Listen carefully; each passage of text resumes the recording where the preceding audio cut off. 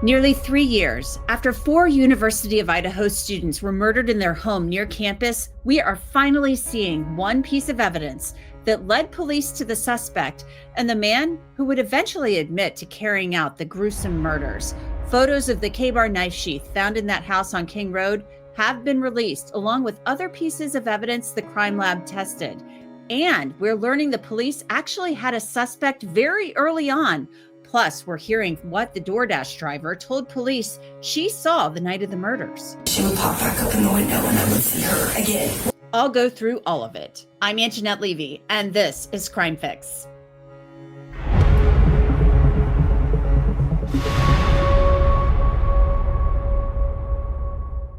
If you've ever suffered from the intrusive thoughts that come with OCD, you know they can be really scary. OCD is one of the most misunderstood conditions. It's not just the stereotype of liking things neat.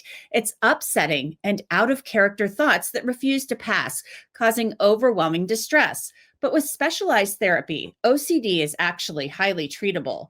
NoCD is the world's leading OCD treatment provider. All of their therapists are expertly trained in exposure and response prevention therapy, the most effective treatment available. Plus, NoCD, it's 100% virtual. It provides support between sessions and is covered by insurance for more than 155 million Americans. Visit nocd.com to book a free call and get connected to someone who can help.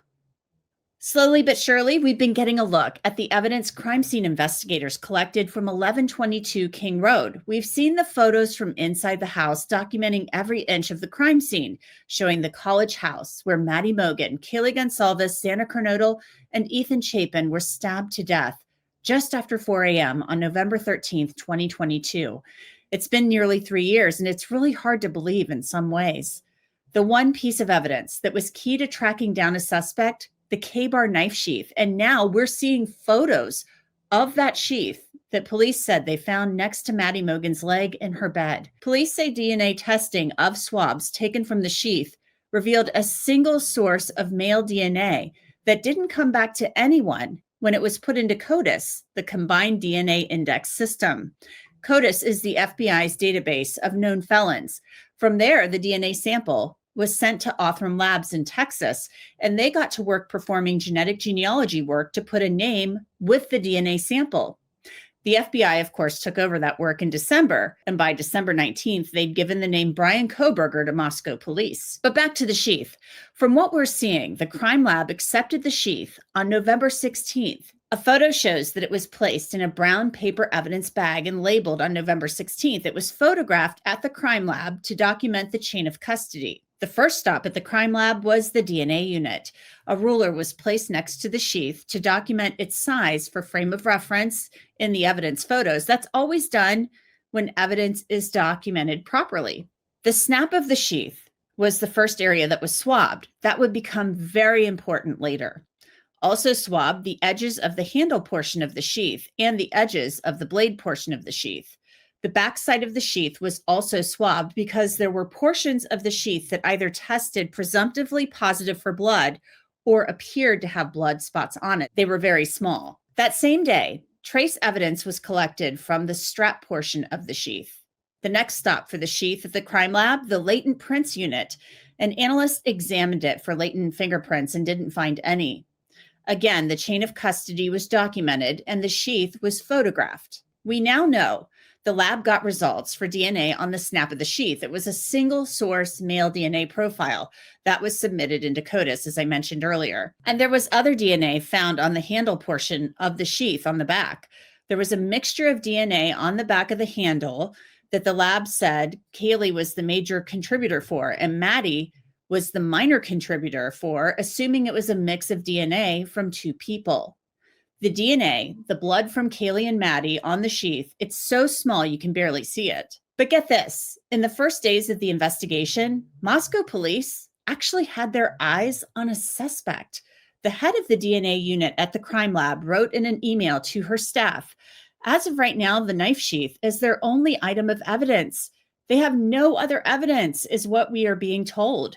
They do now have a suspect. They are following him to get a surreptitious DNA sample. He does have I don't have a name to check. Now, I can tell you cigarette butts were collected from this person, but the DNA from that suspect, it didn't match the DNA from the knife sheath. So it was a dead end. And the investigators, they were back to square one. Even with the single source male DNA on the snap of the knife sheath, the crime lab wasn't done processing that sheath. On December 5th, 2022, the DNA analysts pulled that sheath out and swabbed areas that hadn't been swabbed before. This time, the sheath looked discolored in areas probably where it had been swabbed earlier. This time, they swabbed the area where the eagle and the K-bar USMC emblem was located, likely trying to see if there was more DNA on that part of the sheath. The analysts were incredibly busy on this case. They tested a number of other items, including crushed water bottles. They also swabbed and tested a specific Keystone Light beer can. There seemed to be a lot of interest in this specific beer can. Also swabbed and tested a black Jansport backpack found in the living room of 1122 King Road. Several areas on the backpack were swabbed and tested. Also swabbed and tested a black glove found outside the home. The defense would cite this glove later because it had a partial DNA profile on it of an unknown male. After Bryan Kohberger's arrest, investigators tore apart his car looking for DNA evidence. They tested his floor mats, the brake pedal, and the car seat covers. They even put those car seat covers under a black light, looking for stains that could contain DNA evidence. But they didn't find anything. They tested black spider gloves, a Dickies beanie hat that he had purchased at Walmart, and other black gloves. Again, no DNA connecting him to the murders was found. The lab even took cuttings from his mattress covers after what appeared to be reddish-brown stains were found. Again, no DNA connecting Bryan Kohberger to the victims was found. And remember the DoorDash driver who delivered Xana's food that night? We're going to get to her interview with police very shortly. So I want to bring in somebody who's been following this case very, very closely, and he's been going through these documents just like I have. He's Chris McDonough. He hosts the Interview Room on YouTube, also is part of the Cold Case Foundation, and a retired homicide detective. He has a lot of gigs and a lot of titles. So Chris, let's start with the sheath. The sheath, in my view, no sheath, no DNA, no arrest, no case. So very important piece of evidence. They handled this thing very delicately, very carefully. We see all of the photos. We see all of the documentation of how they processed this sheath. I was surprised. I thought maybe there'd be a little bit more DNA evidence from the victims on it, but it's just a couple of specks. And when you look at that, coupled with the single source male DNA profile on the snap that they found, yikes. I know it was found right next to Maddie's leg, but I mean, that's a very powerful piece of evidence. Yeah, I totally agree, Angenette. I mean, if we look at the totality of everything, right from the get-go, that sheath was critical. And when we now read these lab reports, it was handled, quite frankly, the chain of custody and everything was right on target. I mean, there were no mistakes made in relationship to how the sheath was found, how the sheath was processed, when it was picked up, et cetera, and then sent to the lab where they got the DNA hit, ultimately being Bryan Kohberger. What I found so interesting about it, and I've got my kind of prop sheath right here, was how, I mean, they knew how important it was. And there's an email on November 16th, 3 days after the homicides, in which Riley Nolan, who is she's the head of the DNA unit there, she's the boss, she's telling them, this is the only piece of evidence they have. This is it. The sheath is all they've got. So that's all they knew at that point in time. I mean, they didn't have, it sounds like at that point in time, or didn't realize the importance of the white car speeding away. They had the sheath. So they had really delicately gone over that. They had done presumptive blood testing on it, swabbed certain areas that they thought, okay, we might get DNA off these certain portions of it. And then we see this email where Riley Nolan is saying they've got a suspect.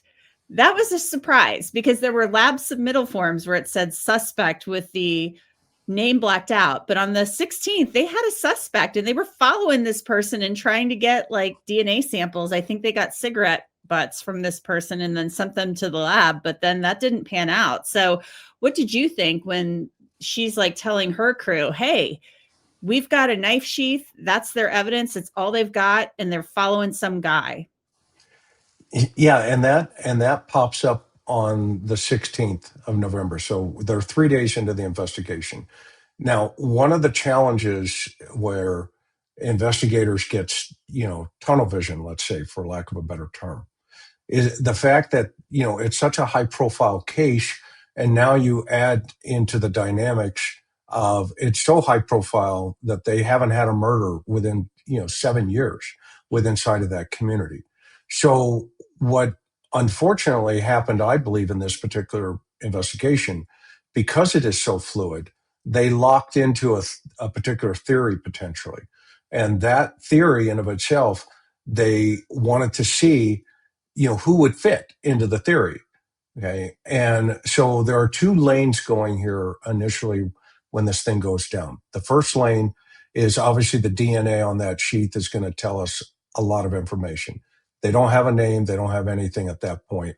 They just have this sheath that's sent to the lab. And that email is from the lab technician saying, look, I had a debriefing. They're looking at a guy. They're following this guy. They're trying to get some DNA. So that will help us when they get the DNA, okay, from this person. And, they're following them around trying to get, whatever, a cup, trash, or anything like that that would have his DNA on it.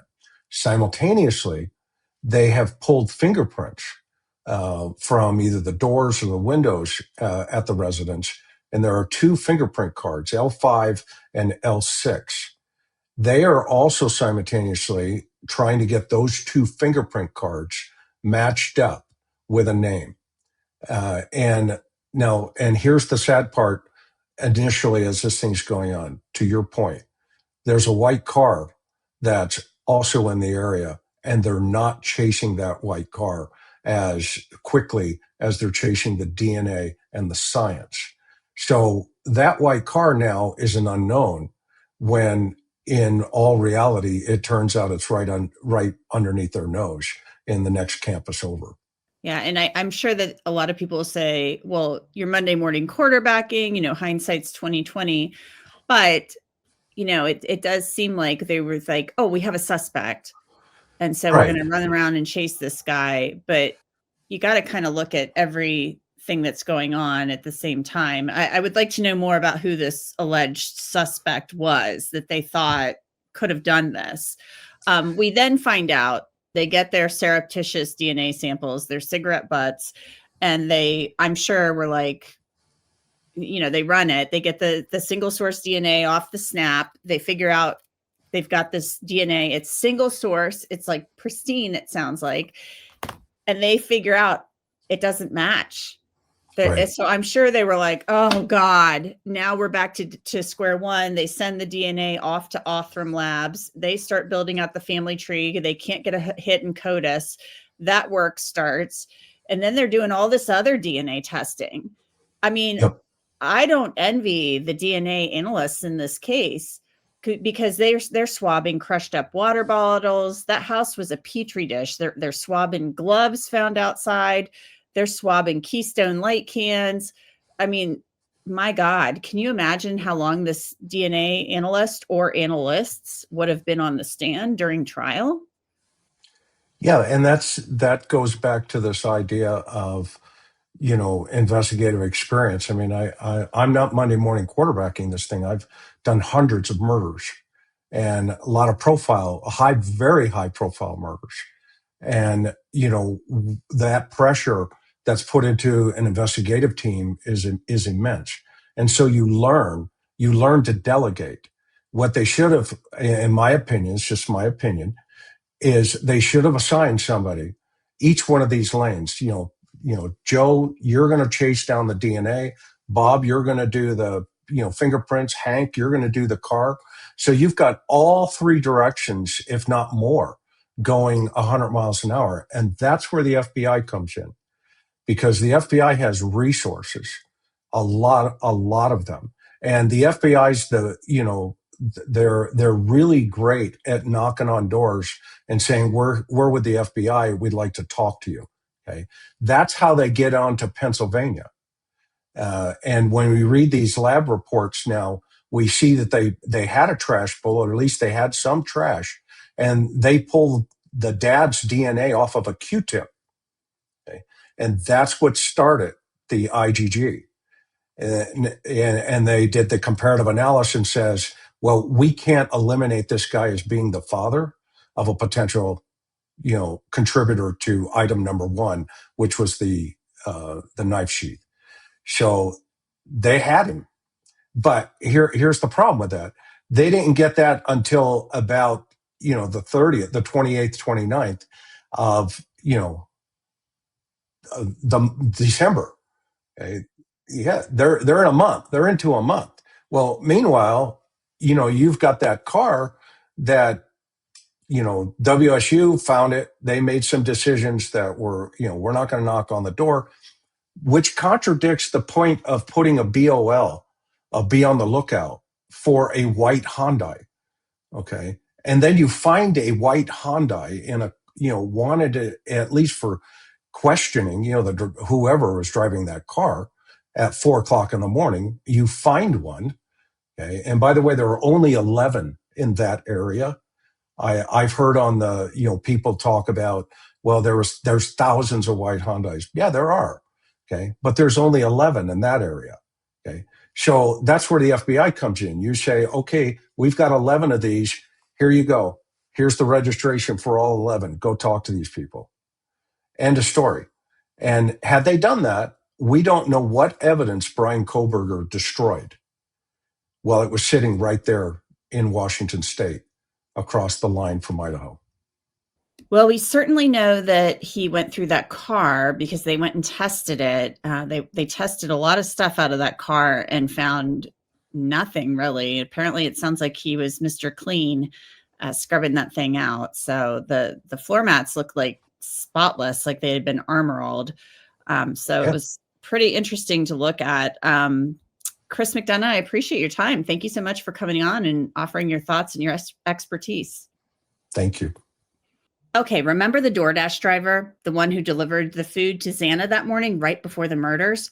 Well, her name was Molly McMichael. We now have her interview with police. Here's a little bit of what she told police she saw that morning. I kind of walked around with my flashlights. I'm on my phone trying to figure out where it was. I remember when I pulled up, I saw the girl in the window that he told you about. Up at that top window on the left. I would swear that she was swinging on a hammock or something, but she could have just been on the top of a bed or something. It seemed odd because she was watching me. And usually when you do an order and somebody sees you, if that's where it's from, they see you, they come running down to the door, whether it's a no contact order or not. And she jumped right down as soon as she saw me and saw that I saw her. I noticed several times as I was walking around and trying to find the place, she would pop back up in the window and I would see her again. Okay. And I'm a girl and I've got a flashlight. A car came driving by. It was a sedan. It was tan. And the gentleman that was driving, I remember it because it was odd that he did not look at me. Molly McMichael did not see Bryan Kohberger that night. Investigators determined he pulled in behind her as she was dropping off the food, and then he pulled out of the driveway and parked at the back of the house. And that's it for this episode of Crime Fix. I'm Angenette Levy. Thanks so much for being with me. I'll see you back here next time.